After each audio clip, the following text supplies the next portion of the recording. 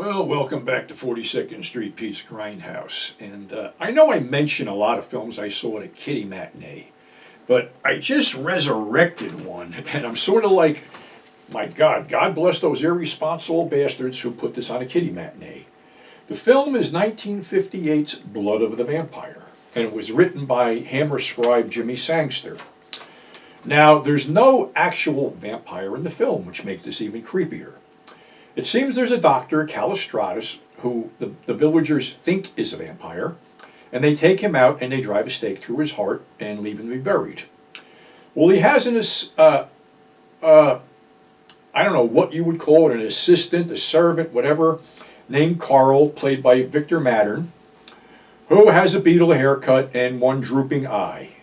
And if you want to do a drinking game with this film, the eye changes several times during the film. At one point it's lower, at one point it's higher, at one point it's translucent, at one point it's blue.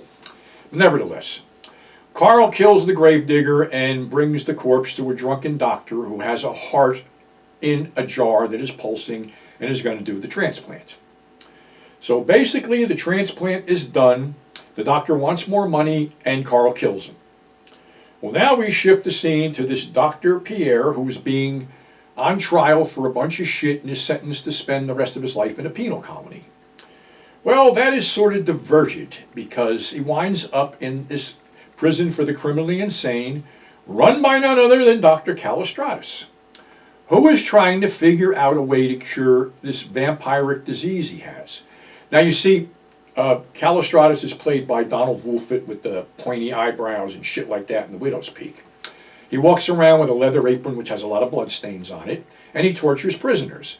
Matter of fact, when they get to the prison, you see some guy who's just been flogged to bloody ribbons just hanging there. And again, kiddie matinee. So, he is given an ultimatum.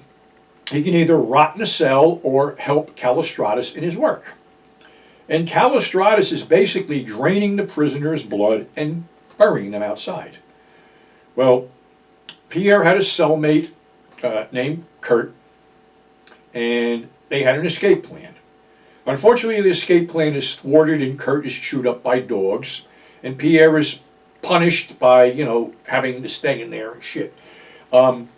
His girlfriend, Madeline, played by the very luscious Barbara Shelley, manages to get a job as a housekeeper in there. And that's when everything starts to go weird because Callistratus decides that he needs the blood of a female. Maybe that will cure the whole thing.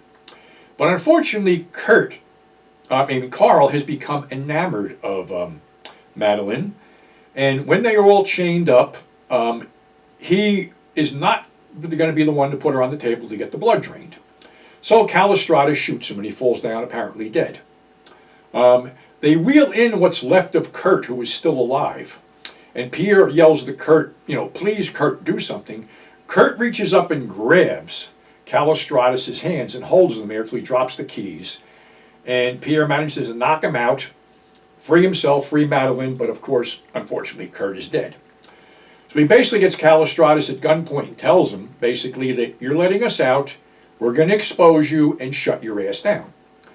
With no choice with a gun aimed at the back of his fucking head, he walks out. However, Carl is not completely dead.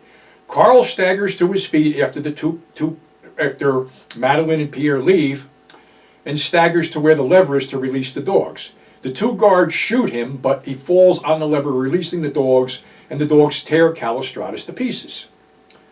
Really insanely sadistic film at some point. And like I said, God bless those irresponsible bastards who booked these films for kiddie matinees. This film was also on Tubi where I revisited it, and a little bit of history here. This was the first horror film released on VHS by Magnetic Video. And it was released in 1958 by Universal on a double bill with Monster on Campus. Really good film, sort of like kicks the vampire legend out to the curb and goes for a different slant. You probably remember the name Victor Mattern because he was the cop involved in that Circus of Fear film where he basically jumped the gun and shot one of the armed guards and then wound up getting killed by the Mr. Big. So all these guys have been around and done a lot of British films. So really, really cool film. Like I said, a little bit brutal and sadistic for kids to watch, but hey, maybe that's what fucking warped me to begin with. So again, that's our show for today. Thanks for subscribing. Thanks for tuning in. Don't forget to check out thefuseboxshow.com with my interview about Roger Corman and putting, his over his career, which unfortunately none of the major news outlets did. But the Fusebox Show, we did. So definitely check it out. Thefuseboxshow.com, latest episode. So thanks for subscribing. Thanks for tuning in, and we will catch you on the flip side.